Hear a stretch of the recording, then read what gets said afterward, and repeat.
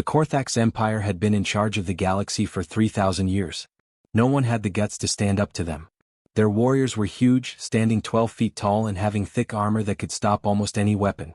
They were born to fight and trained from birth to win and destroy. Every species that came into contact with them either gave up right away or was killed within days. The Korthax had moved across the stars like an unstoppable wave for hundreds of years. They had killed 847 different kinds of aliens and taken over 12,000 worlds. Some species tried to fight back using advanced technology. Some people tried to hide or run away to faraway parts of the galaxy. Nothing worked. The Korthax always found them, always beat them, and then went on to the next target. Even with their advanced ships that could travel faster than light, it took months to get from one end of their empire to the other. Most species would give up as soon as they saw Korthax ships in the sky because they were so powerful. The name Korthax had come to mean fear throughout the galaxy. Parents from 100 different worlds told their kids stories about the Korthax to get them to behave. Then one day their long-range scout ships picked up radio signals from a small solar system on the galaxy's outer edge. There wasn't much to see there except a yellow sun and a few planets. They were interested in the third planet from the sun. It was covered in water and had air that people could breathe. The first scans showed early technology and a species that called themselves humans. The military command got the reports from the Korthax scouts. Admiral Theknor looked over the information with little interest. These people had split the atom and could send crude rockets into space, but they hadn't even left their own solar system yet. They didn't have any energy shields, plasma weapons, or ways to go faster than light. They were like cavemen playing with sticks by Korthax's standards. Theknor had personally taken over dozens of worlds. He thought this would be quick and easy. He might make it back home in time to celebrate the founding of the Empire. He put together a standard invasion force of 200 warships, 50,000 soldiers, and enough firepower to destroy whole continents. It was probably too much for such a simple species, but the Empire had rules. On Tuesday morning the fleet got to Earth's orbit. Admiral Theknor stood on the bridge of his flagship and looked down at the blue and green world below. He could see their simple satellites floating in space with solar panels shining in the sun. Some of them were already falling out of control because of the electromagnetic pulse his ships had sent out when they got there. He laughed. These people couldn't even protect their basic communication network. This would be done by lunch. He opened a communication channel on all frequencies as is normal. His translators worked to turn his message into the languages that most people on the planet speak. The ultimatum was simple and had been used 847 times before. Give up completely within one planetary rotation or face total extinction. Theknor thought there would be silence or maybe frantic begging. After a few minutes, though, a response did come through. The voice was male and spoke Galactic Standard in a thick accent that made it sound choppy. The translators said that the person who spoke was General Mike Harris, who is apparently a military leader from one of the bigger countries. Harris's message was short: "We won't give up. Come down here and try to take our world if you want it." Theknor really thought it was funny. He had heard this kind of bravado from animals that didn't know what they were up against before. It usually came from warrior cultures that valued bravery and honor. They always gave up after a few hours when they realized they couldn't beat the Korthax. Sometimes, leaders who were desperate to get their people to fight back said brave things. It didn't matter either way. The outcome was always the same. He told them to start the bombing of the atmosphere. The plan was straight out of a textbook. Destroy their major cities from space, take out their military bases, and break their will to fight. The ground troops would land once the enemy was scared enough, and the last of the resistance would fall apart. The first wave of Korthax bombers came into Earth's atmosphere over several continents at the same time. They flew down through the clouds, weapons ready and targeting systems locked onto cities, military bases and infrastructure. According to their intelligence, the humans had some fighter planes, but nothing that could hurt a Korthax bomber. That's when things stopped going as planned. Colonel Tom Bradley was in charge of a group of F-22 fighters based in Nevada when the alien ship showed up. He had been sent out with every other military plane on Earth. The orders were clear: attack and kill. No one really thought they could win. But Tom Bradley had been in the Air Force for 20 years, so he wasn't going to give up without a fight. Over the Pacific, his squadron stopped the first wave of Korthax bombers. The ships from space were big and well protected. His missiles barely hurt them. Bradley, on the other hand, saw something. The ships were made to fight in space and drop bombs on the ground. They weren't made to fight with small, fast planes in the air. He told his pilots to get really close, too close for the bombers' main weapons to follow them. When they ran out of ammo, they used everything they had, including missiles, cannon fire, and even ramming attacks. In those first battles, 3 of Bradley's pilots died, but they shot down 2 Korthax bombers. Similar things happened all over the world. Russian MiGs, Chinese J-20s, European Eurofighters, and planes from many other countries attacked the invaders. The losses were terrible, but the Korthax were also losing ships. This was not how it was supposed to be. Lieutenant Rachel Moore was in charge of defenses around Washington, D.C. She was an Army officer who had to go to an emergency command center when the invasion started. Every military doctrine said they should leave the cities and go back. But Moore saw something else when he looked at the maps. The Korthax were following patterns that made sense, going after big cities and obvious military targets. She began moving anti-aircraft batteries to places where they weren't expected, like suburbs and industrial areas. The Korthax ships flew right into ambushes when they came in to bomb. By galactic standards, the weapons were very basic. Missiles that go from the ground to the air, radar-guided cannons, and even modified artillery that fires proximity-fused shells. But they did work. The shields on the Korthax ships were made to protect them from energy weapons and fast-moving projectiles from space combat. They weren't made to work well in the chaotic world of atmospheric warfare, where thousands of smaller threats attack from all sides. Admiral Theknor read the reports coming in from the first day of battle with more and more disbelief. He had lost 23 of his ships. 23. He had lost fewer ships in his last 10 campaigns combined. These people were supposed to be very simple. They were supposed to give up and run away. But they weren't giving up. They were fighting back with everything they had, using their crude weapons in ways that showed disturbing creativity and tactical intelligence. And even worse, they were learning quickly. By the second day, human troops were already learning how to deal with Korthax's tactics, finding their weaknesses, and using them. Theknor knew this was going to take a long time. He got his ground troops ready for a full invasion of the planet. These people needed to learn what it was like to fight Korthax warriors in person. Then they would know what real fear is.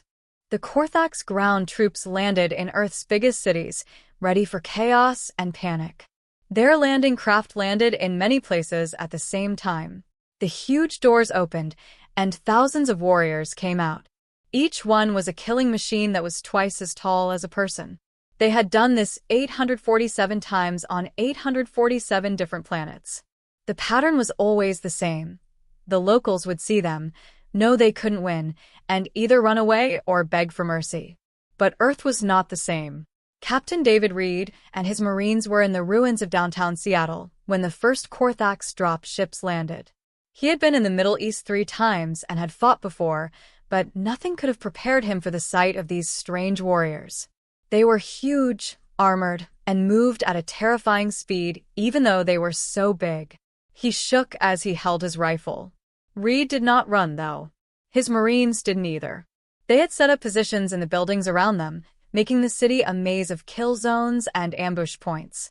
The Korthax warriors thought they would find civilians running away when they started to move forward, but instead they walked into a coordinated crossfire.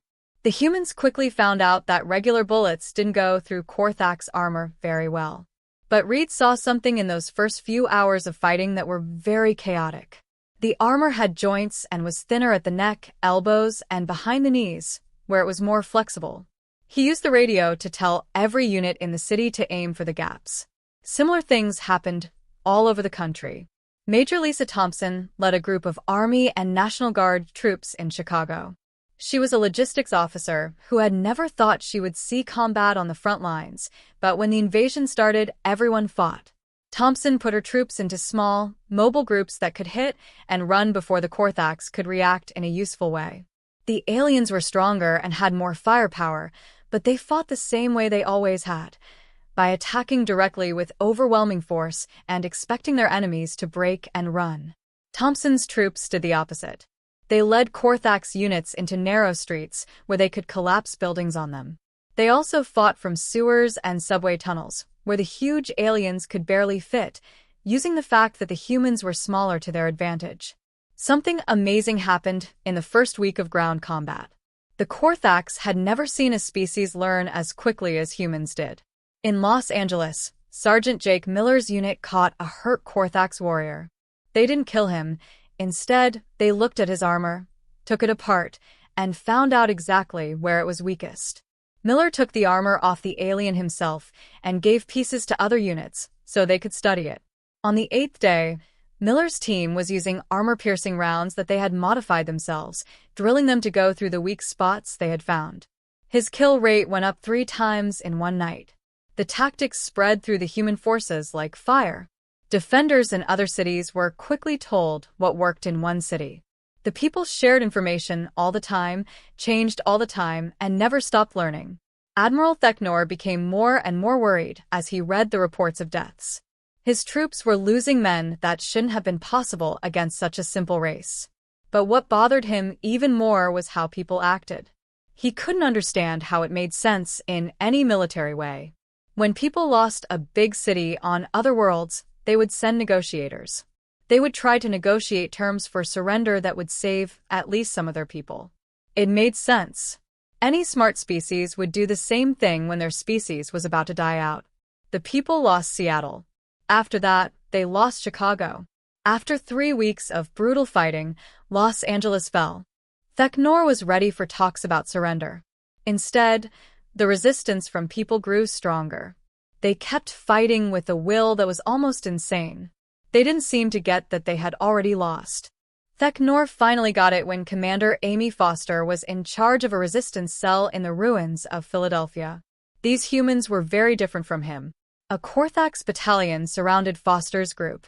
There was no way for them to get out and no hope of being saved. Foster called nearby human forces on the radio and told them exactly where the Caretaker units were. Then she told her injured soldiers to move to places where they could be seen. The Caretaker saw the hurt people and thought they were either giving up or in a desperate situation. They went in to finish off the cell of resistance. That's when Foster set off the bombs that her people had placed all over the building. She killed everyone in her unit, including herself, but the explosion killed almost 300 Caretaker warriors. Theknor didn't understand it. Foster had given up her own life and the lives of her wounded soldiers just to kill enemy troops. That position didn't have any strategic value. She didn't gain anything except dead enemies. What kind of species thought it was more important to kill their enemy than to stay alive? Then there was the event in Denver that really shook the Caretaker troops. Colonel John Matthews was in charge of 2,000 soldiers guarding a military base when 3 full Caretaker regiments, almost 15,000 warriors, surrounded him. Matthews asked the other human satellites to bomb the area from space. Matthews made a different call when he was told there were no weapons platforms available. He told the people in charge of the nuclear warheads to arm them. Then he entered the launch codes himself. The Caretaker were getting closer, and they thought it would take another week of fighting to take the base. Matthews instead set off a nuclear bomb with a yield of 5 megatons. In a single blinding flash, he vaporized his whole battalion, the whole base, and all 3 Caretaker regiments. Matthews sent a message to all human channels before the explosion. If we can't have it, no one can. If you dare, come and face us. This was meant to be a quick victory. 3 weeks, or maybe a month at most. That is what the forecasts had said. That was what had happened on every other world. But the Caretaker only controlled less than 30% of the major cities on Earth after 2 months of the invasion. The countryside was a dangerous place where Caretaker patrols vanished without a trace. Instead of letting the enemy take over their infrastructure, the humans destroyed it themselves. They set fire to their own factories, brought down their own bridges, and poisoned their own wells. They fought with a scorched earth mindset that left the Caretaker with nothing to take but ruins and ash. In rural Montana, Lieutenant Kelly Davis was in charge of the resistance fighters. Before the invasion, she had worked as a park ranger and knew the wilderness better than anyone else. Davis saw that Caretaker warriors could see well during the day, but not so well at night. Their eyes were made for their home world, which had brighter sunlight than Earth. Davis set up nighttime raids. During the day, her fighters would sleep, and at night, when they had the upper hand, they would attack. They would attack supply trucks, destroy equipment, and then disappear into the dark before the Caretaker could do anything. Other commanders learned from her success, and began to do the same thing. Soon, Korthak's troops were being attacked every night in every part of the world. Captain Robert Jackson was being even more creative. He was in charge of a special operations unit that went after Korthak's supply dumps and equipment. But Jackson wasn't only breaking the tools. He was catching it, looking at it, and figuring out how to use it against them. Within a week, his engineers had the Korthak's plasma rifle working. They took apart the power systems and began making their own versions. Jackson's unit set traps with Korthak's technology that they had stolen. They would set up plasma grenades with human-made triggers and put them along the paths that Korthak's patrols took. They looked at communications gear they had taken and figured out how to block Korthak's radio signals. Every piece of alien technology that humans got their hands on was used as a weapon against the aliens who made it. For the first time in 3,000 years of conquest, Korthak's warriors started to feel something they had forgotten: fear. They had fought species with better technology, bigger armies, and stronger warriors. But they had never met a species like this before. These people were weak on their own, their technology was basic, and there were a lot more of them than there were of them. They should have given up weeks ago, by every logical standard. But they had not given up. They didn't even slow down. As the war went on, they were only getting more dangerous. They learned from every battle, changed their tactics to counter Korthak's, and kept fighting even when many of them died. At night, the warriors in the barracks started to talk to each other. They whispered about the people who fought with broken bones, the soldiers who kept firing even after being shot, and the generals who would rather die than run away. They told stories about how human civilians attacked Korthak's warriors with simple weapons like knives and clubs, even though they knew they would die. The people were supposed to be scared. But for some reason, the Korthaks were starting to feel fear instead. Something changed 6 months into the war. The Korthaks thought that human resistance would have fallen apart by now. All of the species ran out of soldiers, supplies, or willpower at some point. But the people were different. They weren't just hanging on. They were changing. 2 scientists were doing the impossible in a bunker deep below the Rocky Mountains that had survived several orbital bombardments. Before the invasion, Dr. Rebecca Wells was a theoretical physicist. Dr. Timothy Stevens was an engineer who worked on satellite systems. Since the war started, neither of them had slept more than 3 hours a night. They had a lot of Korthak's technology that they had taken from other people in their lab. Weapons, pieces of armor, communication devices, power cells, and most importantly, a mostly intact faster-than-light drive that had been taken from a Korthak scout ship that had crashed. The room was full of energy and smelled like burnt electronics and strong coffee. Wells and Stevens had put together a team of the smartest scientists still living on Earth. Engineers, programmers, technicians, and physicists worked in shifts around the clock. But calling them shifts was also wrong. Most people didn't want to leave. They would work until they passed out, sleep under their desks for a few hours, and then get up and start over. The Korthak's technology was hundreds of years ahead of what humans had made.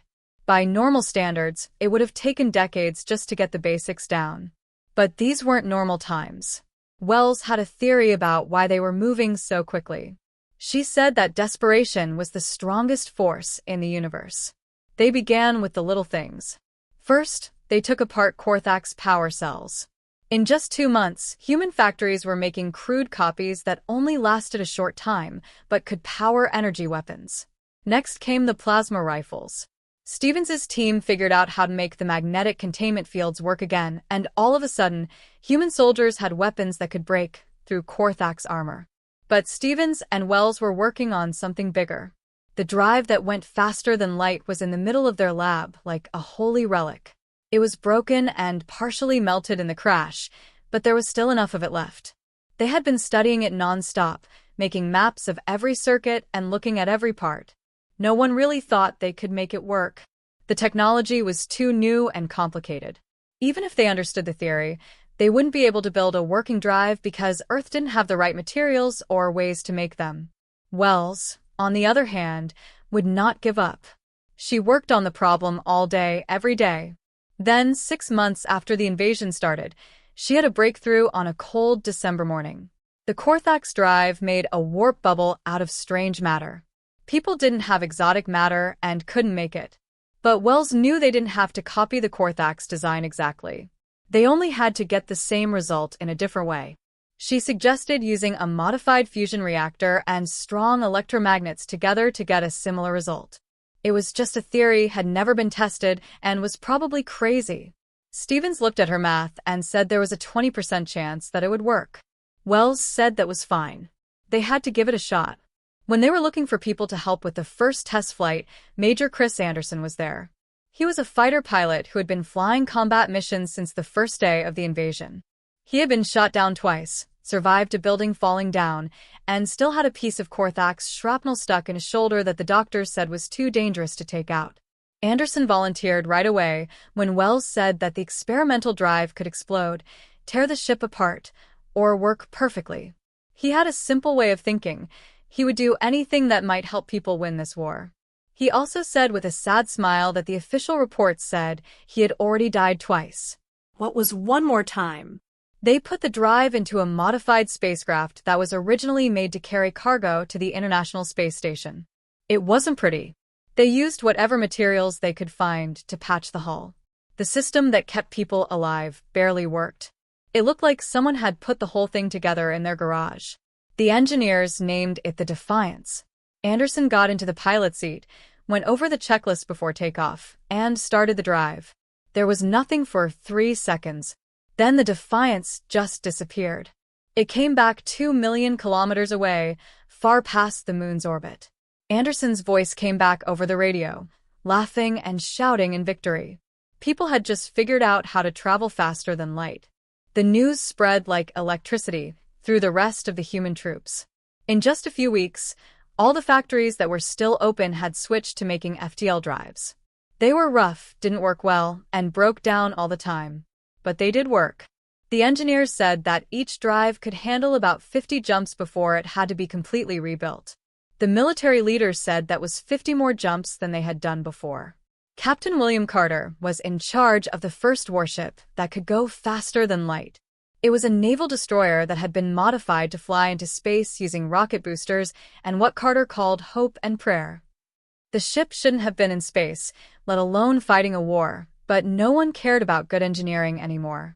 Carter took his ship, which he called the Revenge, on its first offensive mission. He jumped behind Caretaker's supply lines and attacked a convoy of supplies. The aliens had no idea what was coming. Their ships were peacefully moving through space one moment. Then, out of nowhere, a human warship showed up, fired all of its weapons, and jumped away before they could do anything. More ships came after that. Lieutenant Patricia Rogers was in charge of a converted cargo ship that only carried missiles. She would jump in, fire all of her weapons at Caretaker's positions, and then jump out. It wasn't pretty. It wasn't very smart. But it worked. They were making ships as fast as they could make FTL drives. They used everything they had, from old satellites and space station modules to asteroids that had been hollowed out and had engines strapped to them. None of these ships would have passed a safety check. The crews called them death traps, held together by duct tape and hate. But they fought, flew, and gave people a chance. Commander Brian Hughes became a legend among the human space forces. He was in charge of a ship that had been a commercial satellite launcher before. Hughes was so aggressive that he was careless. He just ran his ship into a Caretaker's cruiser at full speed when he ran out of weapons during a fight. He lived because he got out of the way in an escape pod just before the crash. High Command told him to stop what he was doing. 3 more times he did it. Admiral Tecnor was sure that even if the humans got FTL technology, it would take them years to be a threat in space. He was wrong. More than 50 human ships were flying around the solar system and beyond 3 months after Anderson's first test flight. Then reports started coming in from outside of the solar system. People were attacking Caretaker's colonies on the edge of the world. Tecnor first thought it was pirates or maybe one of the other species they had conquered that was rebelling. But the descriptions were the same. These ships were made by people. Admiral Helen Grant was in charge of the first fleet of people to leave the solar system. Before the invasion, she was in charge of a carrier group in the Navy. She was now in charge of a group of FTL-capable ships that were on a mission that everyone thought was probably going to kill them. They were going to find out where the Caretaker's came from and make them pay. Grant's fleet jumped through space along the same path as the first invasion force. They searched for weeks, moving from system to system, but they finally found a Carthax colony world. It was a mining base with few defenses. The Carthax had never needed strong defenses before because no one had ever attacked their land. There was no warning when Grant's fleet attacked the colony. They blew up the orbital facilities, broke the mining equipment, and sent out a message on all frequencies that said, "This is humanity. You came to our world. Now we're coming to your place. Give up or die." The message was a direct quote from the ultimatum that Thek-Nor had sent to Earth 6 months before. Grant wanted to make sure that the Carthax knew that what they said was being used against them. There were more fleets of people. Commander Stephen Walsh was in charge of a group that was good at hit-and-run attacks on Carthax supply lines. His ships would show up, destroy anything they could find, and then leave before reinforcements could get there. Before the invasion, Walsh had been in charge of a submarine. He used the same strategies in space, being quiet, surprising people, and moving quickly. During one battle, Walsh's small fleet ran into 3 Carthax cruisers that were protecting a supply convoy. He should have gone back.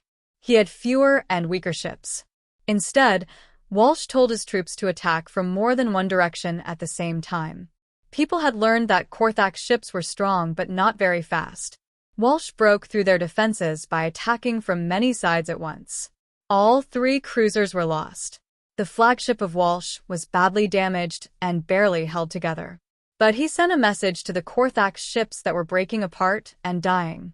Someone on his crew had recorded people laughing and fighting music, and Walsh sent it out on all frequencies. He wanted the Carthax to know that the humans were doing more than just fighting them. They were having fun. That message got to Admiral Thek-Nor on his flagship, which was in orbit around Earth. He heard people laughing and the screams of Carthax warriors who were dying. For the first time in his long military career, Thek-Nor was really scared. The humans didn't just live. They had learned, changed, and taken the fight to Carthax space. The Empire was now in danger from the species that should have been defeated in weeks. And for some reason, they seemed to be having fun doing it. The Carthax Empire had been the hunters for 3,000 years. They had chased species that were trying to escape across the galaxy, trapped them on their home planets, and made them give in. But now, for the first time in their whole history, the Carthax were running away. And the people were coming after them. Admiral Patricia Henderson was in charge of the biggest fleet of people ever put together. She quickly moved up the ranks, not because of politics or connections, but because she won battles. People couldn't quite explain why Henderson was so good at space combat. Before the enemy got there, she seemed to know where they would be. She had more than 200 ships in her fleet. None of them were the same. Some were sleek ships used by the military.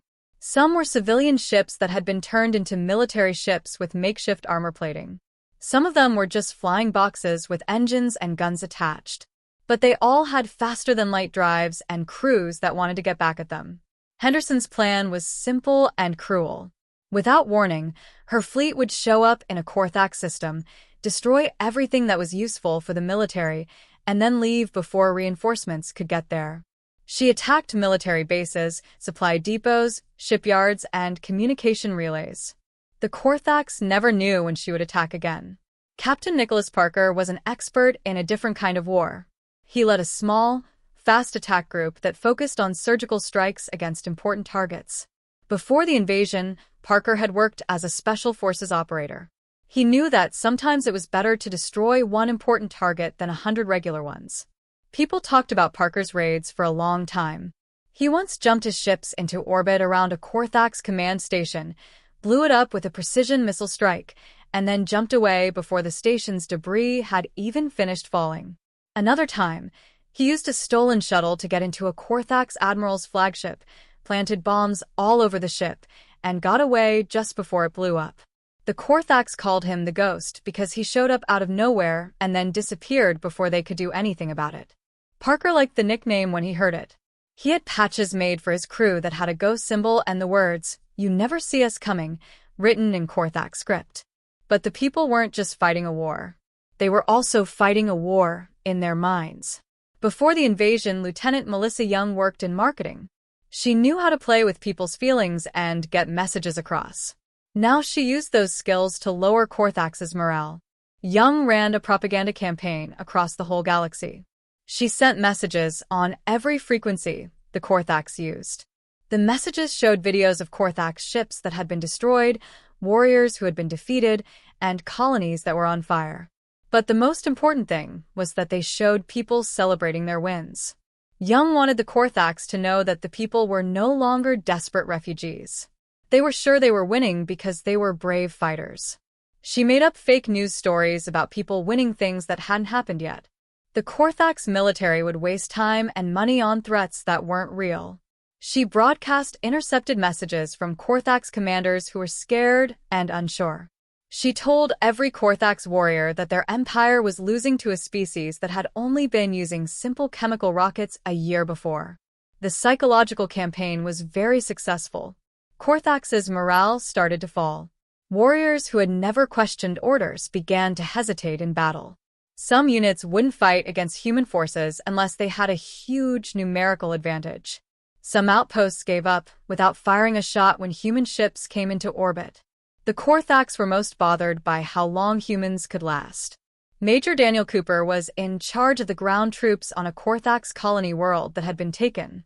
The Korthax kept attacking back in an effort to take back the planet. But Cooper's troops never seemed to take a break.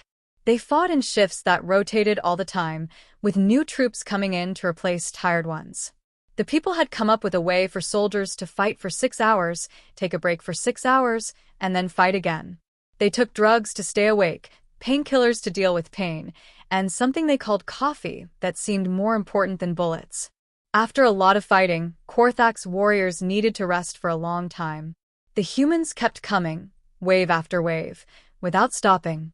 Cooper soldiers used both human and Korthax technology that they had taken to strengthen their positions. They built automated defense systems that could work even when the soldiers were sleeping. They used drones and sensors to keep an eye on people coming in. The end result was a defensive network that was always on and never let its guard down. Korthax High Command got intelligence reports that included disturbing information about human society. Even though they were in a full-on war for survival, the humans were still living as a civilization. Their factories were working at full capacity. Their scientists were still looking into new weapons. And the worst part was that their schools were teaching kids the Korthax language and how to fight. Some kids as young as 10 were learning how to read Korthax script. They learned about Korthax battle plans and formations. Teachers told them that the war could go on for years and that they should be ready to fight when they grew up. They were raising a whole generation to fight the Korthax Empire. Commander Laura Martinez was in charge of a special operations unit that focused on broadcasting captured communications. Martinez's team would record the last messages from the dying Korthax warriors every time the humans beat them. After that, they would send those recordings over Korthax military channels. The messages were very harsh. The Korthax warriors asking for help that never came. Officers said that their positions were being overrun. The last thing soldiers said before they knew they were going to die far from home. Martinez made sure that every Korthax warrior heard these messages. She wanted them to know that their friends were dying, that the humans were winning, and that they might be next. Captain Eric Thompson took the psychological warfare to the next level. He began sending Korthax worlds detailed reports on the dead and wounded. Every week, Thompson's team would make a list of all the Korthax warriors who had been killed by humans. The list had names, ranks, and the battle in which they died. Then they would send this list to the home worlds of Korthax. Families on Korthax planets would get messages that told them exactly how their sons and daughters died. Thompson wanted the people of Korthax to know how much the war really cost. He wanted them to tell their leaders to make peace. And it was working. People were protesting on several Korthax worlds, calling for an end to the war. Admiral Theknor saw his empire falling apart all around him. People were leaving colonies. Supply lines were broken. People's spirits were at an all-time low. Warriors who had never lost a battle were now scared to fight against humans. A species that had never had FTL technology before was systematically destroying the species that had conquered 847 others. Theknor had to make the hardest choice of his military career. He opened a line of communication with Earth and asked for peace talks. He had to do it even though it was embarrassing. The Empire couldn't keep up with this war. The people were too flexible, too determined, and too willing to give up everything to win. General Mike Harris, the same person who had refused to give up at the start of the war, sent the answer. Harris looked tired but determined when he appeared on the screen. It was clear that he had been fighting without much sleep. But his voice was steady, and his eyes were sharp. "Admiral Theknor," Harris said, "you came to our world with a threat. Give up or die. You bombed our cities, killed millions of our people, and thought we would beg for mercy. You taught us that being kind was a sign of weakness. You taught us that the galaxy only respects power." Harris cut off Theknor before he could say anything. "Now you want peace because you're losing. You want to talk things over because we hurt you the same way you hurt us. You need to know this. We learned from you. We learned that the strong live and the weak die. We learned that there is no room for mercy or compassion in the galaxy. You taught us these things by killing our children." Harris leaned forward, and Theknor could see other human officers behind him. All of them had the same cold, determined look on their faces. "You wanted to see what happens when people fight," Harris said next. "You were curious if we would break like all the other species you have taken over. You now have your answer. We don't break. We won't give up. We won't forgive. You thought we were weak, so you started this war. Now you will see what people can really do." The transmission ended with something that would stay with Theknor for the rest of his life. The sound of people laughing. Harris and his staff, which included Colonel Jennifer Blake and Major Paul Griffin, were laughing. Not nervous laughter or mean-spirited teasing. People were really laughing because they were having a good time. The people were no longer just fighting to stay alive. They were having fun hunting the Korthax across the galaxy. The prey had turned into the predators, and the prey was learning that it liked the taste of revenge. The war finally ended 3 years after the first Korthax ship was seen in Earth's orbit. Not with the end of humanity, as Admiral Theknor had promised, but with the Korthax Empire's total and unconditional surrender. The treaty was signed on a neutral space station, and representatives from dozens of species across the galaxy saw it happen and could hardly believe it. Helen Scott, the ambassador, was in charge of the human negotiating team. Before the war, she was a diplomat. She worked on international treaties that seemed important at the time, but were nothing compared to what she was doing now. Scott wasn't nice in her words. The Korthax Empire would take apart 75% of its military ships. They would pay back Earth and every species they had conquered. They would let people check their borders and give up all claims to land they already own. The Korthax delegation sat across the table, looking like they had lost more than just a war. These were warriors from a race that had never lost a battle, and now they were being told what to do by creatures they had thought were primitive just 3 years before. Some of the Korthax people looked mad. Some people looked like they were in pieces. But they all signed the treaty because they had to. General David Reed was in charge of making sure that the peace terms were followed on the ground. Reed had been fighting Korthax warriors since the first day in Seattle, and he had lost too many friends to feel sorry for the Empire now. His troops moved through Korthax territory in an orderly way, finding military bases and overseeing their destruction. Reed's soldiers were well-trained, but strict. When Korthax commanders said that some buildings were only for defense, Reed would show them records of how those same buildings had been used to attack civilians. The Korthax quickly figured out that they shouldn't argue with him. The people had kept very detailed records of every broken promise, every war crime, and every horrible thing that had happened. But the humans weren't there just to punish the Korthax. As they traveled through the old Korthax territory, they found something that changed everything. The Empire had conquered worlds that had been living under harsh occupation for decades or even centuries and had dozens of other species as subject populations. Commander Ryan Adams was in charge of a peacekeeping force that was moving through a Korthax-occupied system when they came across the Volani, a race of small, insect-like aliens that had been taken over 200 years earlier. The Empire had made the Volani work as slaves, mining resources for them. The Volani thought that Adams's ships were just another Korthax patrol coming to collect quotas when they got there. Atoms sent a message in their language, which human translators had learned from Korthax databases that had been taken. We are people from Earth. The Korthax Empire has given up. You are free. There was a long pause. After that, the Villani started to party in ways that Adams's crew would always remember. After 200 years of slavery, everyone on the planet was happy. Many other worlds had scenes like this. Captain Michelle Turner organized humanitarian aid efforts, bringing food, medical supplies, and technical help to people who had been freed. Turner had worked as a logistics officer, so he was used to moving supplies around quickly. Now she was in charge of rebuilding whole civilizations. The species that had just been freed looked at people with a mix of thanks and awe. The people had done something that no one thought was possible. They had beaten the Korthax Empire and set its people free.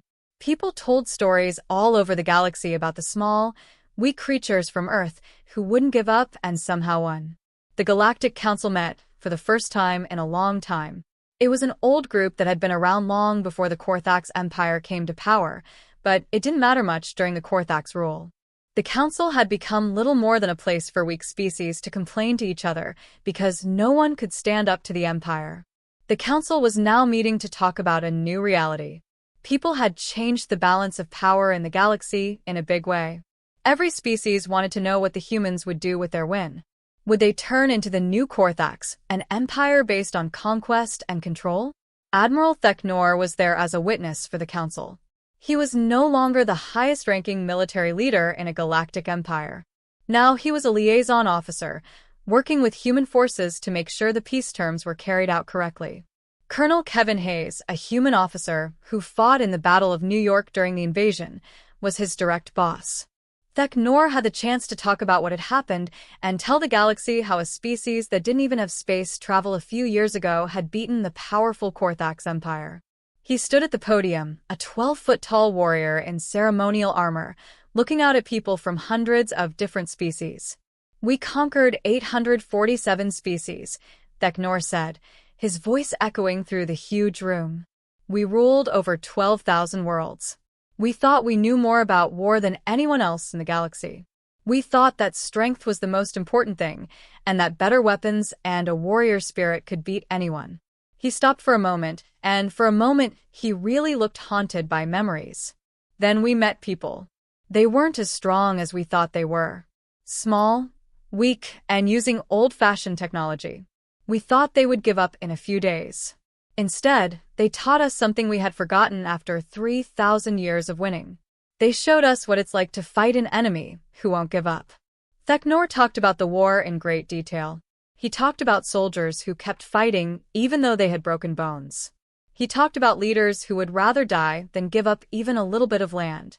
He said that people learned how to deal with every Korthax tactic in just a few days, faster than any other species the Empire had ever seen. But it wasn't just their ability to change, Theknor said. It was in their nature. People are persistent hunters. Their ancestors would chase prey for days on end until the animal fell over from exhaustion. They had the same attitude in war.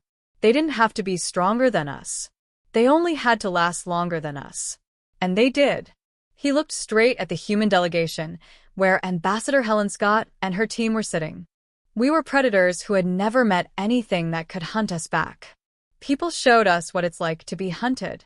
They also showed the whole galaxy that the Korthax Empire could be beaten. I have to admit that their victory was complete for that." There was no noise in the council chamber. All of the species there knew what it meant. 3 years ago, no one had even heard of this species, but now the most feared military power in history had to admit defeat. But what happened next shocked everyone even more. People didn't want to build an empire. Ambassador Susan Clark spoke from the podium and talked about what people wanted for the galaxy after the war. She suggested working together instead of taking over. She offered to work together instead of trying to control him. Clark worked out trade deals with many different types of animals. She was fair but smart, making deals that helped both Earth and the other parties. People had resources, willpower, and now they had proven military strength. But they wanted to trade with people, not rule over them. Dr. Matthew Turner became well known throughout the galaxy for giving away human technology.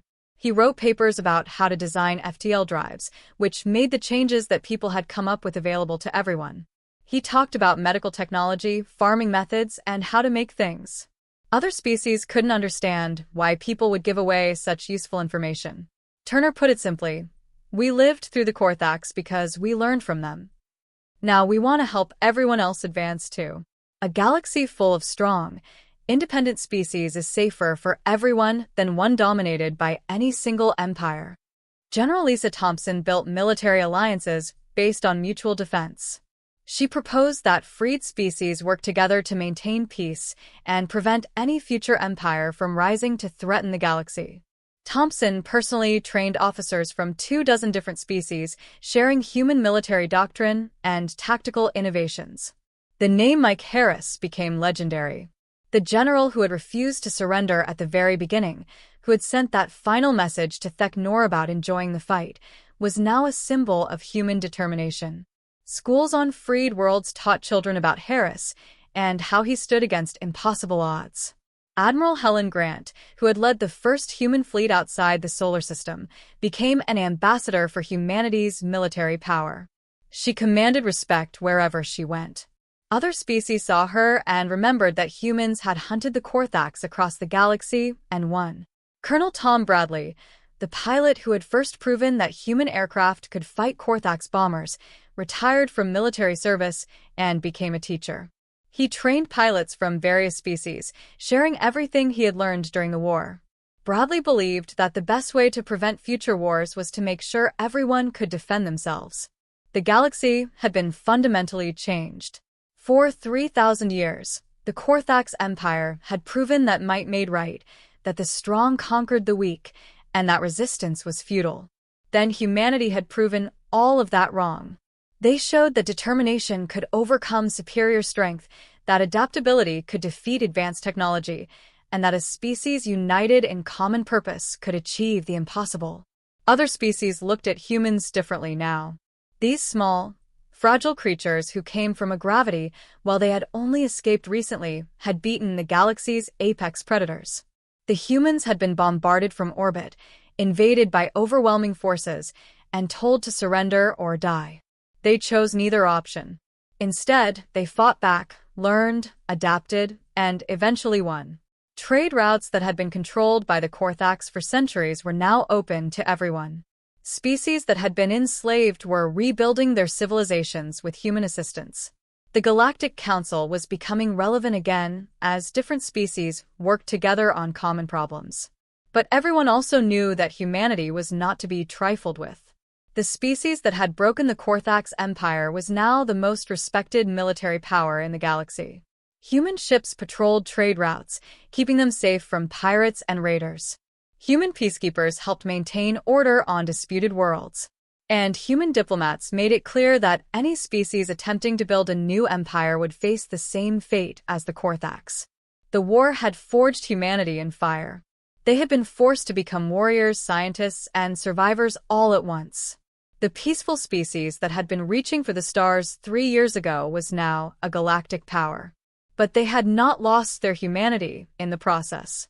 They still valued cooperation over conquest, trade over tribute, and freedom over domination. The most dangerous species in the galaxy had finally met their match. And that match had come from a tiny blue planet where persistent hunters had learned to follow their prey across continents, then across worlds, and finally across the stars themselves. Earth taught the galaxy a lesson it will never forget. Never underestimate how stubborn and determined people can be when it comes to survival.